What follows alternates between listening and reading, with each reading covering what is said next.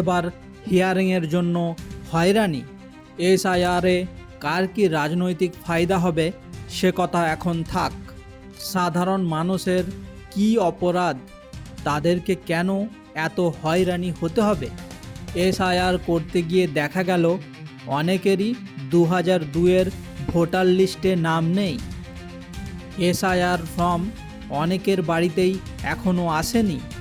এই নিয়ে চিন্তা দুশ্চিন্তা আমরা সব অভিযোগই মানুষের মুখে শুনতে পেলাম।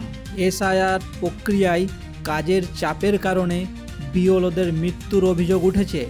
অনেকে আতঙ্কে আত্মহত্যা করেছেন বলেও অভিযোগ। বিএলওদের ওপর নির্বাচন কমিশনের অনেক চাপ, তারাও দিশেহারা। কারো দুটো স্ত্রী, সেই ব্যক্তি এসআইআর ফর্মে দুটো স্ত্রীর নাম লিখতে চায়। এই নিয়ে নেজেহাল বিএলও। এবার অভিযোগ আসছে সাধারণ মানুষের কাছ থেকে।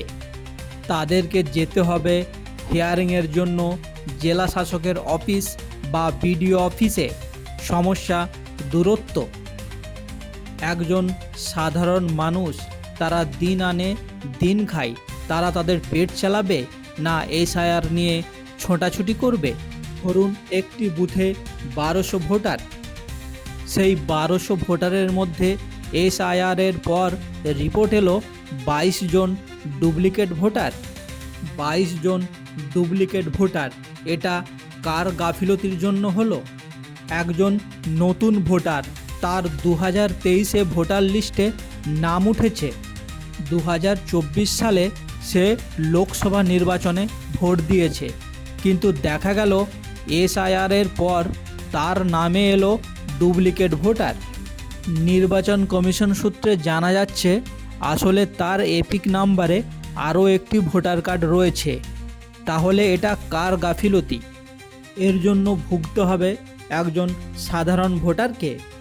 জেলা শাসকের পরামর্শ ছিল স্কুল, কলেজ বা পৌরসভা, পঞ্চায়েত এই সব জায়গায় হিয়ারিং হোক। নির্বাচন কমিশন সেই পরামর্শ মানতে রাজি নন। নির্বাচন কমিশনের তরফ থেকে জানানো হয়েছে বিডিও অফিস বা এসডিও অফিসেই হবে হিয়ারিং। ধরুন আপনি একটা এসআইআর ফর্ম ফিল আপ করে জমা দিয়েছেন, 14 দিন পর আপনি জানতে পারলেন আপনি ডুপ্লিকেট ভোটার। তারপর আপনি একটা চিঠি লিখলেন। আপনাকে কলেজের পড়াশোনা বা আপনি যেটা করেন, ব্যবসা বা দিনমজুরি হতে পারে, সেটা আপনাকে ছেড়ে যেতে হবে বিডিও অফিস। একজন ভোটার হওয়ার জন্য কেন এত হয়রানি হতে হবে?